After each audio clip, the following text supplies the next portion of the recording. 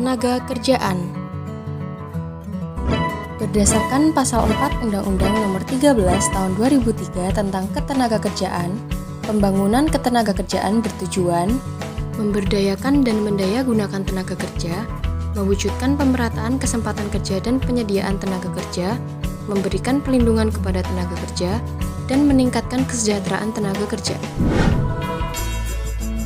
Menurut Pasal 1 Ayat 1 Undang-Undang Nomor 13 Tahun 2003, ketenagakerjaan adalah segala hal yang berhubungan dengan tenaga kerja pada waktu sebelum, selam, dan sesudah masa kerja.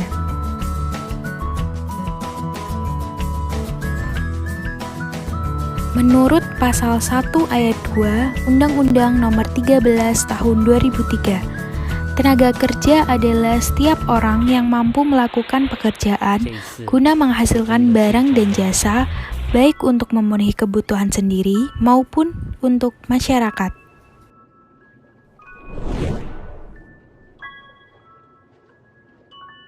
Menurut Pasal 1 Ayat 3, pekerja atau buruh adalah setiap orang yang bekerja dengan menerima upah atau imbalan dalam bentuk lain.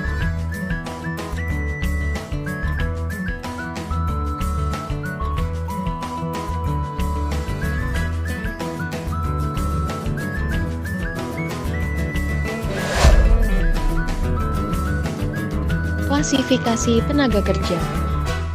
Yang pertama, tenaga kerja terdidik. Tenaga kerja terdidik merupakan tenaga kerja yang mempunyai keahlian pada bidang tertentu. Contohnya, pengacara, dosen, guru, dan dokter.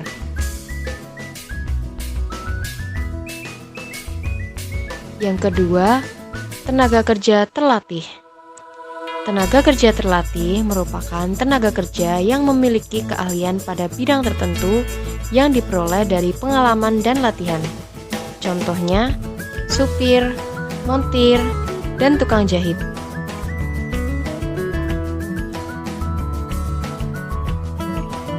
Klasifikasi tenaga kerja yang terakhir adalah tenaga kerja yang tidak terdidik dan tidak terlatih.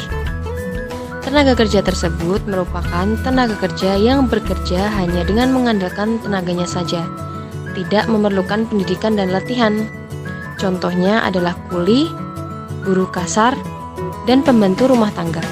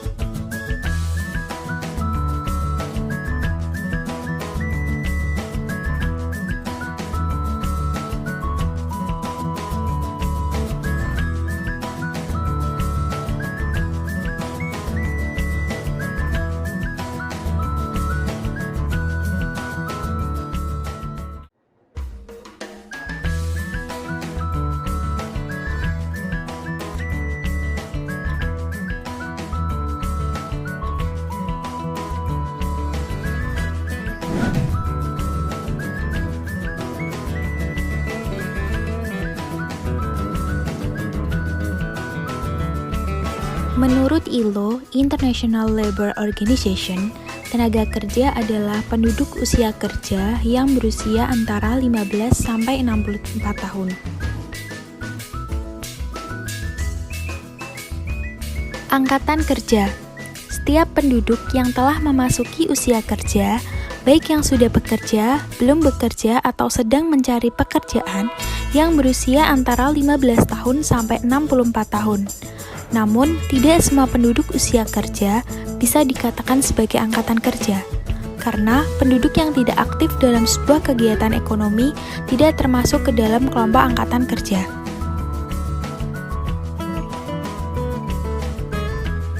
Bukan angkatan kerja.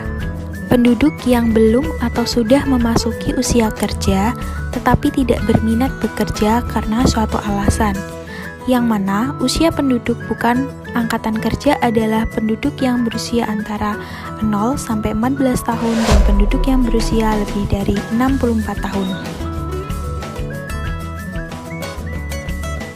Permasalahan ketenagakerjaan yang ada di Indonesia.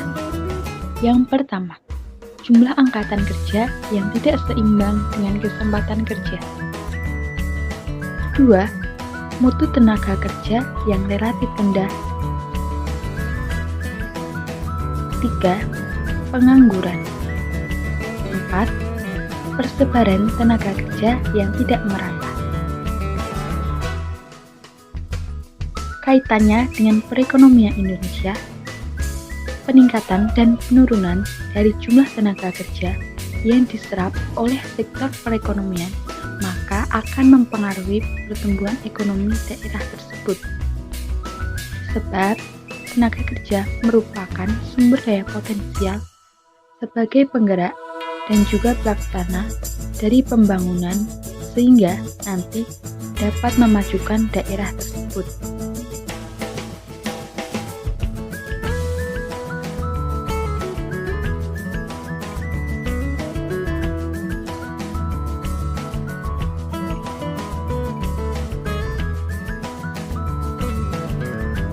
Tenaga kerja di negara-negara berkembang memiliki kualitas yang rendah bila dibandingkan dengan negara maju sehingga tidak dapat bersaing dengan tenaga kerja di negara-negara maju. Indikator dari rendahnya kualitas tenaga kerja di negara-negara berkembang salah satunya dipengaruhi oleh pendidikan yang rendah. Pembangunan ekonomi harus dibarengi dengan pembangunan dalam pendidikan yang dapat meningkatkan kualitas tenaga kerja. Pertumbuhan penduduk yang sangat cepat di negara-negara berkembang, khususnya tenaga kerja yang menganggur, tidak selalu menjadi bahaya stagnasi dalam pembangunan ekonomi. Berikut upaya untuk mengatasinya. Yang pertama, menyediakan pendidikan dan pelatihan yang berkualitas untuk calon dan para tenaga kerja. Yang kedua, meningkatkan penyerapan tenaga kerja dalam negeri. Yang ketiga, membuat kebijakan yang membatasi kuota tenaga kerja asing.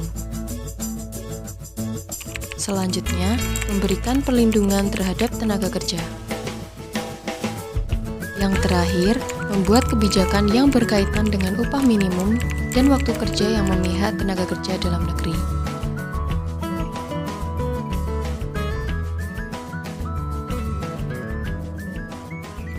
Three, two, one.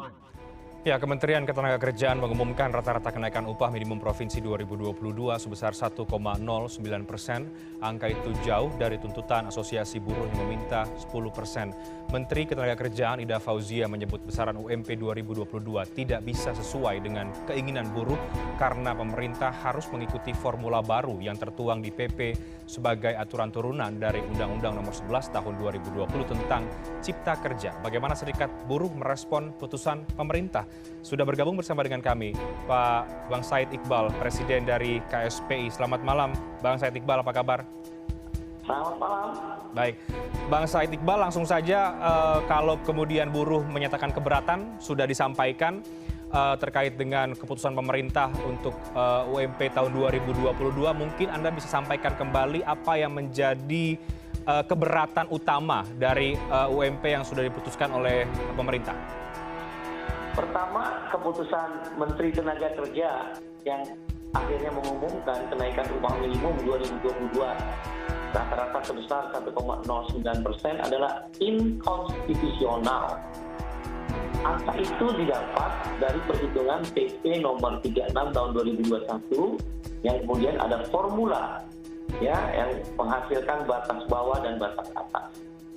Pemerintah sendiri yang menandatangani Presiden dan DPR Undang-Undang Cipta Kerja yang dalam klaster ketenagakerjaan sudah diatur bahwa disebut pasalnya kenaikan upah minimum kabupaten kota atau UMK dapat ditetapkan oleh gubernur. Jadi bisa iya, bisa tidak.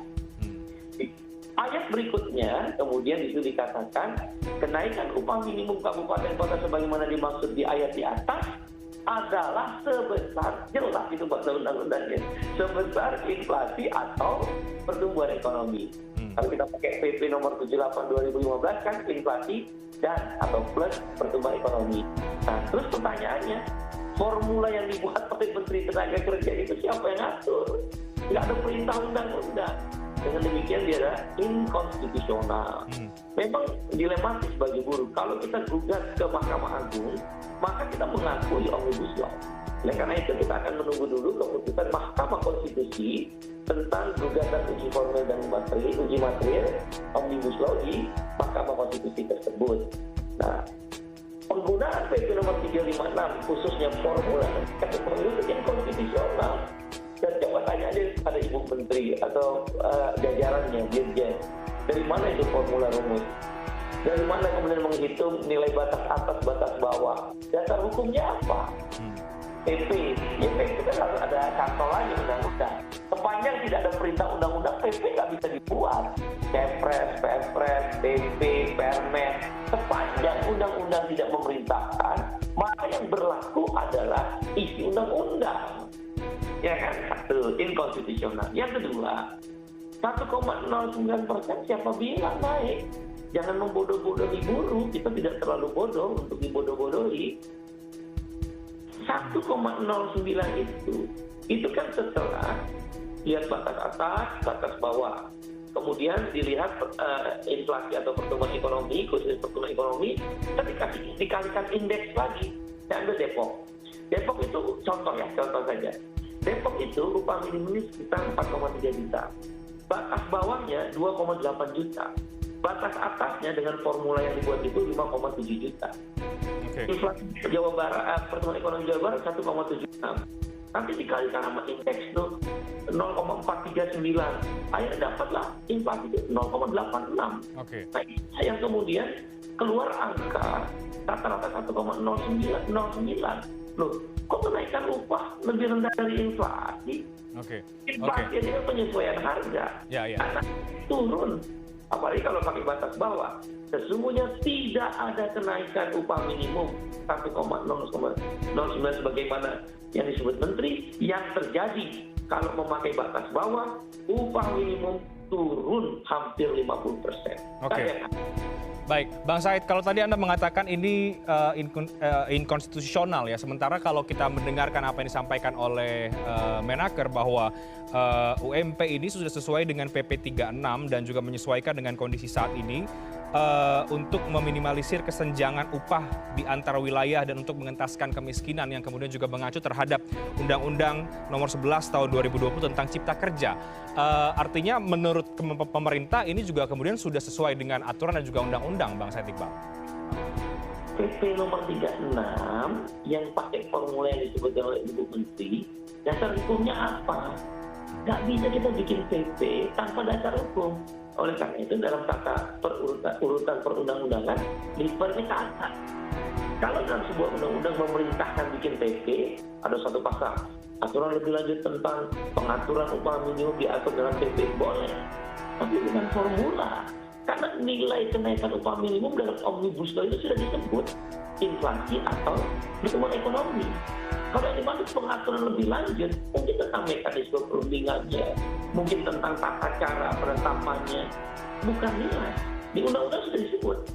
Kemudian Ibu Menteri atau pemerintah, dasarnya apa? Membuat PP. Ya kalau membuat PP tanpa cantolan undang-undang, ya inkonstitusional. Kayaknya kita sudah menggugat di MK, makanya kita malas gugat ke MA. Karena kalau gugat ke MA PP ini, berarti kita mengakui Omnibus Law. Kita tinggi keputusan MK. Yang kedua, kalau MK belum inkrah, bagaimana mungkin pemerintah jalan terus? Nabrak hukum dong. Jadi Anda tidak akan membawa ini ke ranah hukum, tidak akan menggugat kalaupun Anda katakan ini adalah inkonstitusional? Loh, kan kita sedang menggugat di MK-nya. MK nggak bisa menyidangkan kalau MK belum menyelesaikan keputusan. Itu ada aturan tata tertib di internal mereka antara MA dan MK. Bukan kita nggak mau. Kita kan tunggu dulu, kita taat hukum. Sudah menggugat di MK, MK belum ambil keputusan. Nah, MK belum ambil keputusan, belum inkrah. Mengeluarkan PP nomor 36, itu institusional yang kedua. Nah, yang ketiga tadi saya bilang, kalau ada batas bawah, batas atas, nah ini ILO governing body. Salah satu pengurus pusat di Badan PBB di Jenewa, nggak ada di seluruh dunia, maupun negara yang ecek-ecek kecil-kecil itulah di Asia Pasifik, daerah lautan Pasifik sana, kayak Vanuatu, Haiti, nggak ada upah minimum batas bawah. Baik, Bang Said terakhir singkat. Kalau kemudian angkanya sekian persen ya, 1,09%, lalu sebetulnya yang kemudian Anda tuntut atau mungkin serikat buruh tuntut ini angkanya berapa? 7-10% ini juga kemudian dinilai cukup memberatkan bagi banyak pengusaha. Terakhir, Bang Said Iqbal. Oleh karena itu, bagi perusahaan yang tidak mampu tidak perlu menaikkan upah minimum karena pandemi COVID memukul mereka. Kita bicara yang mampu kok upah minimum. UMKM dari dulu juga nggak pakai upah minimum, nggak usah diteret-teret. Oleh karena itu, ukuran kita kenapa naik 7-10%, kisah karena belum ada inkrah keputusan MK pakai Undang-Undang Nomor 13, kebutuhan hidup layak. Dilakukanlah survei oleh KSPI di 10 provinsi, setiap provinsi 5 pasar tradisional. Ketemulah angka rata-rata KHR 66 item tadi, kenaikannya ternyata 7% sampai 10%. Oke, itu yang pertama. Yang kedua, kita pakai PP nomor 78 2015. Inflasi plus pertumbuhan ekonomi. Kalau kita ukur inflasi plus pertumbuhan ekonomi nasional dari September 2020 sampai September 2021 kan begitu cara ngitungnya di dalam Dewan Pengupahan, ketemulah angka 5% sampai 6%. Nyambung oleh karena itu yang paling mungkin naiknya 5% sampai angka 7%. Itulah dasar pemikirannya, bukan pakai 1,09%. Rumusan dari mana? Oh, ada di PP. Lu PP siapa yang perintahin? Undang-undangnya nggak perintahin kok. Ini kan akal-akalan, membodohi buruh dan daya beli akan terpukul.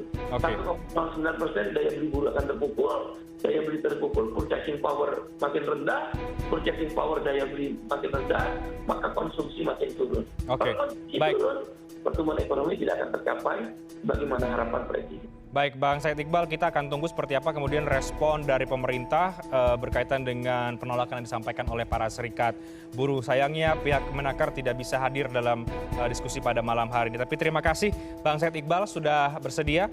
Presiden KSPI, terima kasih. Sehat selalu Bang Said Iqbal, selamat malam. Selamat malam.